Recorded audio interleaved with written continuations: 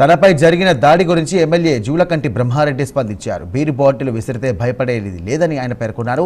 45 సంవత్సరాలుగా ఎన్నో ఒడిదుడుకులు రాజకీయంగా చూశారని తెలియజేశారు.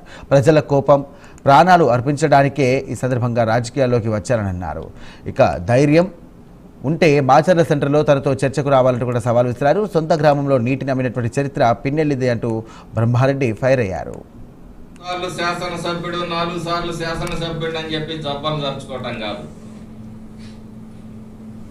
నువ్వు శాసనసభ్యుడు అయితే ఈ ప్రజలకు ఏం ఒరిగిందో నువ్వు చెప్పాలి. నువ్వు ఎన్ని వేల కోట్లు పోగు చేసుకున్నావు, నీ తమ్ముడు ఎన్ని వేల కోట్లు పోగు చేసుకున్నాడు అనేది కాదు. ఈ ప్రజల కోసం నువ్వేం చేసావు? ఓట్లేసిన ప్రజల కోసం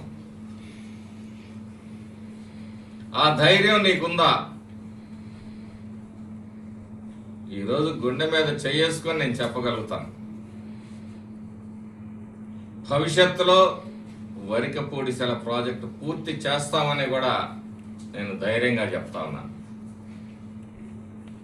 అసలు వరికపూడిసెల ప్రాజెక్ట్ ఏంటి, ఎన్ని వేల ఎకరాలు బారుతాయి, ఎన్ని పర్మిషన్లు కావాలో నీకు తెలుసా?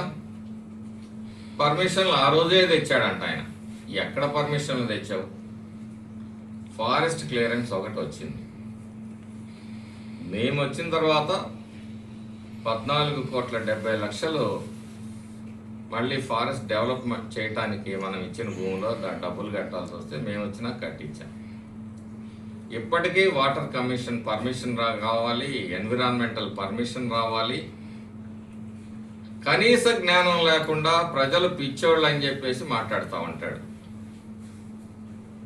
ఇక నా మీద దాడి అంటే నీకు దమ్ము ధైర్యం ఉంటే మగతనం మాట్లాడతాగా నేను ఒక్కడిని సెంటర్లో నిలబెడతా, చేసి వెనక్కు.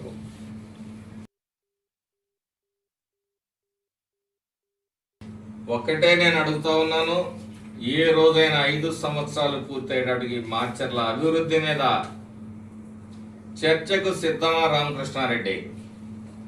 4 సార్లు శాసనసభ్యుడు 4 సార్లు శాసనసభ్యుడు అని చెప్పి జబ్బలు జరుచుకోవటం కాదు. నువ్వు శాసనసభ్యుడు అయితే ఈ ప్రజలకు ఏం ఒరిగిందో నువ్వు చెప్పాలి. నువ్వు ఎన్ని వేల కోట్లు పోగు చేసుకున్నావు, నీ తమ్ముడు ఎన్ని వేల కోట్లు పోగు చేసుకున్నాడు అనేది కాదు.